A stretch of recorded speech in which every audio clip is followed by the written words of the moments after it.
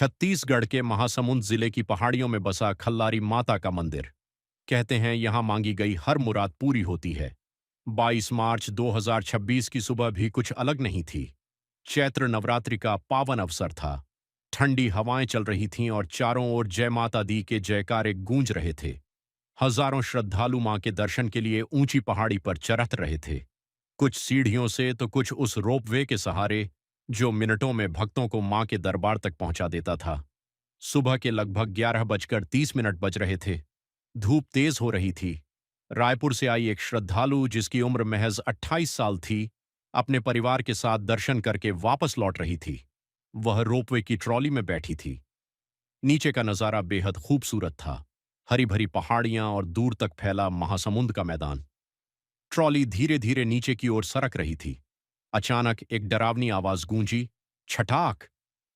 लोहे के मोटे रस्से, केबल में एक झटका लगा। ट्रॉली में बैठे लोगों के चेहरे पर डर की लकीरें उभर आईं। इससे पहले कि कोई कुछ समझ पाता या शोर मचा पाता, वह मजबूत दिखने वाला लोहे का तार ताश के पत्तों की तरह बिखर गया। देखते ही देखते वह ट्रॉली सीधे नीचे पहाड़ी की नुकीली चट्टानों की ओर बढ़ी। हवा में चीखें गूंज उठीं। नीचे लोग अपनी आंखों के सामने मौत का तांडव देख रहे थे। एक जोरदार धमाका हुआ। ट्रॉली चट्टानों से जा टकराई। चारों ओर धूल का गुब्बार और फिर सन्नाटा। पर वो सन्नाटा सिर्फ कुछ सेकंड का था। उसके बाद शुरू हुआ चीख पुकार और दर्द का वो सिलसिला जिसने पूरे छत्तीसगढ़ को झकझोर कर रख दिया। अफरा तफरी के बीच पुलिस को सूचना दी गई। एम्बुलेंस के पहुंचने से पहले ही लोगों ने अपनी चादरों और कंधों पर घायलों को उठाना शुरू किया। जैसे ही खबर फैली, मुख्यमंत्री ने शोक व्यक्त किया। जांच के आदेश दिए गए। जांच की फाइलें खुलेंगी, मुआवजे बांटे जाएंगे।